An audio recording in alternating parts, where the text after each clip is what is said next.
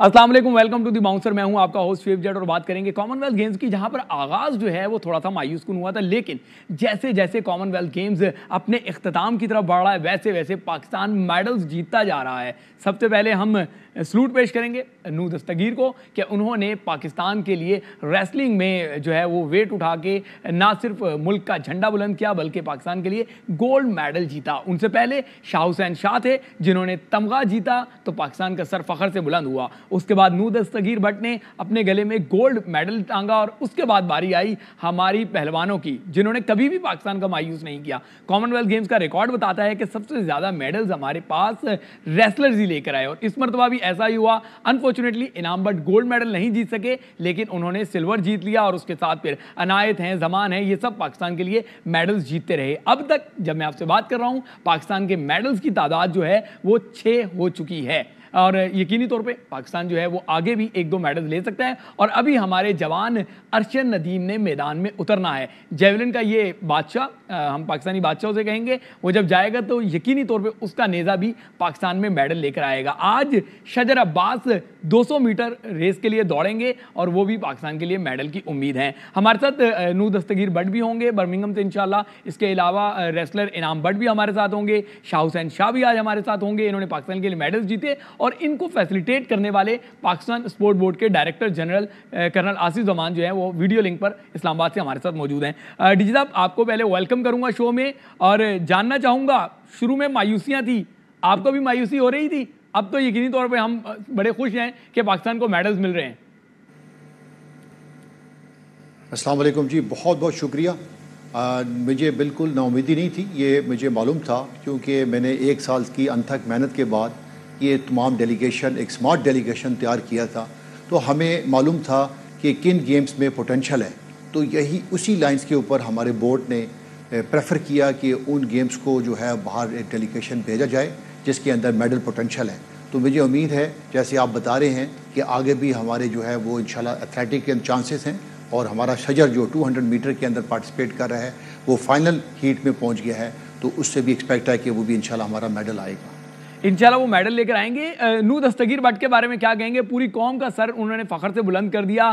Heavy weight हमारा weight lifter है और उसने वजन भी जो है वो उठाया और उसके बाद पाकिस्तान का नाम रोशन किया, पाकिस्तान को गोल्ड मेडल जो है दिलवाया। हमें एक प्यास है गोल्ड मेडल्स की, चलें एक मेडल जरूर उन्होंने दिलवाया। तो नू दस्तगीर भट्ट के बारे में क्या कहेंगे?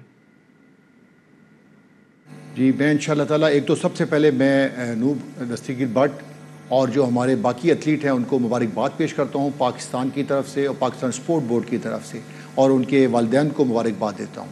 ये उन्होंने अनथक मेहनत की है और हमारे पास जो है लाहौर में ट्रेनिंग सेंटर्स में और कुछ इनकी रिक्वेस्ट के ऊपर जहाँ इन्होंने डिज़ायर किया वहाँ हमने इनको ट्रेनिंग फैसिलिटीज़ प्रोवाइड की। उनको हमने एक एक्स्ट्रा डाइट और जो हमने इनको डेली अलाउंस जो एक पाकिस्तान अपनी कैपेसिटी में कर सकता था, हमने बेस्ट इनको फैसिलिटेट किया। आज इन्होंने पाकिस्तान का नाम फ़ख्र से हमारा ऊंचा कर दिया और हम सबको उस पर फ़ख्र है। आगे भी इन्होंने पार्टिसिपेट करना है इस्लामिक ओलंपिक गेम्स में और इंशाल्लाह ताला इनको पाकिस्तान, जैसे मैंने अनाउंस किया था, हम पीएम की तरफ से, हमारे स्पोर्ट्स मिनिस्टर की तरफ से, जो भी अपना मेडल जीतेगा गोल्ड सिल्वर ब्राउन पॉलिसी के तहत इनको कैश अवार्ड दिया जाएगा इंशाल्लाह।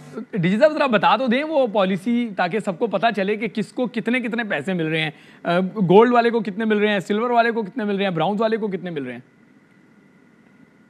ये देखें कि दुनिया में जहाँ पर भी है वो इंसेंटिव होना चाहिए। आज का दौर में ये है कि स्पोर्ट्स जो है वो बड़ी एक्सपेंसिव है, तो हमने इनके लिए जो कि पुरानी पॉलिसी है उसमें 5 मिलियन जो है वो गोल्ड के लिए है, 2 मिलियन जो है वो सिल्वर के लिए है और 1 मिलियन जो है वो ब्राउन्स मेडल है। लेकिन हम नई स्पोर्ट्स पॉलिसी के लेके आ रहे हैं, हम इसमें और इसको बेहतरी करेंगे और इनको तमाम लोग जो हमारे टॉप एथलीट्स हैं जो हमारे लिए मेडल लेके आएंगे, पाकिस्तान गवर्नमेंट उनको फुल सपोर्ट करेगी इंशाल्लाह। यानी कि आप ये कह रहे हैं कि अभी तक जिन्होंने मेडल्स जीते हैं, नू दस्तगीर को 50 लाख मिलेंगे, इनाम भट्ट और गालिबन इनायत जो हैं सिल्वर जिन्होंने जीते हैं उनको 20-20 लाख, और जो ब्राउन्स जीते हैं जैसे शाह हुसैन ने या दूसरों ने उनको 10-10 लाख रुपए मिलेंगे। लेकिन आइंदा जब हुआ करेगा तो ये 50, 20, 10 इजाफा हो जाएगा। जी बिल्कुल, जो कि हमारी पॉलिसी के तहत हमने इसको रिवाइज़, क्योंकि देखें वक्त के साथ चीज़ें बदल रही हैं, अब हमें बहुत कुछ करना है और उसी के तौर पे Pakistan sport board as a regulatory role अदा करेगा और उसमें हमने बहुत ज़्यादा काम करना है। और मुझे आए हुए एक साल में जो मेरी कोशिश थी कि जो ये अभी शॉर्ट टर्म के ऊपर हमने ये अपनी प्लानिंग के तहत अपनी टीम को तैयार किया, स्मार्ट डेलीगेशन भेजा। अब आगे आगे जब भी कोई स्पोर्ट्स होती है उसको they need a long term planning, और हम नेक्स्ट ओलंपिक्स और नेक्स्ट जो हमारे मेगा इवेंट्स होंगे उसमें इससे अच्छे रिजल्ट लेके आएंगे इंशाल्लाह। डिजित साहब, हमारे साथ नूर दस्तगीर भट्ट ने भी होना था, लेकिन कोई टेक्निकल वजूहत हो रही हैं ज़ाहिर बर्मिंघम में, और यहाँ से कनेक्टिविटी का थोड़ा सा मसला हो रहा है। थोड़ी देर बाद वो हमारे साथ होंगे, लेकिन एक बात जो है वो बहुत ज़्यादा जो है डिस्कस हो रही है, वायरल की जा रही है। मैं चाहता हूँ कि आप उसकी तस्दीक कर दें। आपने कहा कि हमने इनको बेस्ट फैसिलिटीज़ या बेस्ट सहूलियात जो हैं जहाँ इन्होंने चाही वहाँ पर दी, जबकि प्रोपेगेंडा ये किया जा रहा है कि पाकिस्तान स्पोर्ट बोर्ड ने वेट लिफ्टिंग की टीम को अपने उसमें से, जिनको आपने स्पॉन्सर्ड किया उसमें से निकाल दिया था। इनके लिए कोई कैंप नहीं लगाया, इनकी कोई डाइट आपने नहीं की, इनकी टिकट्स के मसले आपने हल नहीं किए। क्या इसमें सदाकत है? जी बिल्कुल ऐसा नहीं है। जब से मैं इंशाल्लाह ताला आया हूँ तो हमारी कोशिश यही है कि हमने तमाम अपने स्पोर्ट्समैन जितने भी एथलीट्स हैं और स्पेशली जिसमें पोटेंशियल है उनको मैंने डायरेक्ट सपोर्ट भी किया है, और गवर्नमेंट की भी डायरेक्शन यही है हमारे लिए, क्योंकि ये इंटरनेशनल बॉडी आईटीए ने जो है ये इनके ऊपर जो वेट लिफ्टिंग के प्लेयर्स थे इनको डोपिंग के ऊपर सस्पेक्ट के ऊपर इनको बैन किया। तो ये एक मॉरल ऑब्लिगेशन थी हमारे ऊपर, एक जो है इनके ऊपर बोर्ड के एक डिसीजन के ऊपर आज से 2 महीने पहले इनको सस्पेंड किया, और ये अंडर ऑब्जर्वेशन है और इनकी इन्वेस्टिगेशन जारी है। तो हमारी कोशिश ये है, ये सिर्फ फेडरेशन के ऊपर है, प्लेयर्स को कोई भी डैमेज नहीं करता। दैट इज़ वाई ये जो प्लेयर्स जिन्होंने पार्टिसिपेट कर रहे हैं ये डायरेक्ट पाकिस्तान स्पोर्ट बोर्ड ने इनको सपोर्ट किया इन टर्म्स ऑफ ट्रेनिंग, या जब भी इनकी कोई डाइट है और इनको जो बाहर ट्रैवल पे जितनी भी एक्सपेंसेस हैं वो पाकिस्तान स्पोर्ट बोर्ड ने प्रोवाइड किए।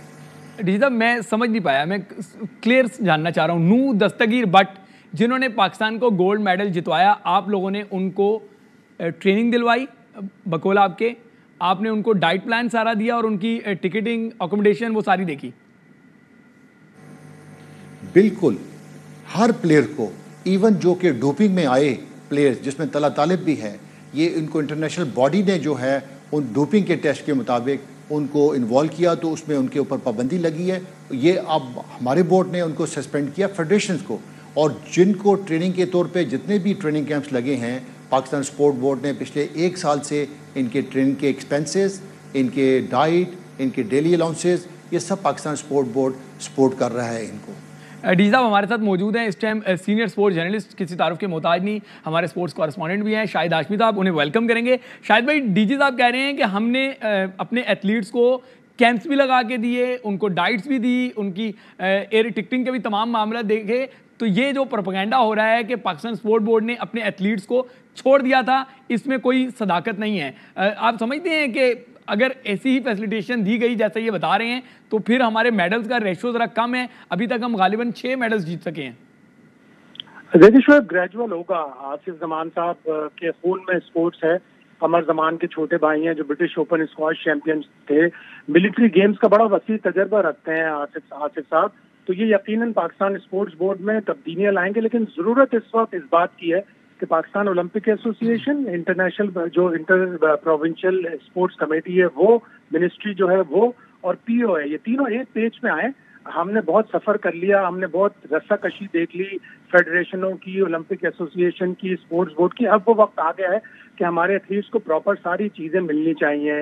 इनकी तरफ से क्लैरिफिकेशन बहुत अच्छी चीज है, बड़ी वाजे इन्होंने बात की कि इन्होंने अपने तौर पर पूरा सब कुछ किया। ओलंपिक एसोसिएशन, स्पोर्ट्स बोर्ड एक पेज पर आ जाएं तो यकीनन हमारे रिजल्ट बहुत बेहतर आएंगे। अभी मेरा दिल कट गया जब मैंने रेसलर जमान का ट्वीट देखा कि मेरा नाम तो बहुत कम लोग जानते थे, मैंने अब सिल्वर मेडल जीता है, तो अब हमें लोग जानने लगे, हमारी तारीफें कर रहे हैं, लेकिन हमें कोई सहूलतें नहीं दी थी, हम अपने तौर पर खुद ही यहाँ तक पहुंचे। तो ये चीजें दूर होनी चाहिए। हम एक स्पोर्टिंग नेशन है। एक वक्त था 94 में हम 4 चीजों के वर्ल्ड चैंपियन थे, जो दुनिया के किसी भी मुल्क को ये एजाज हासिल नहीं है।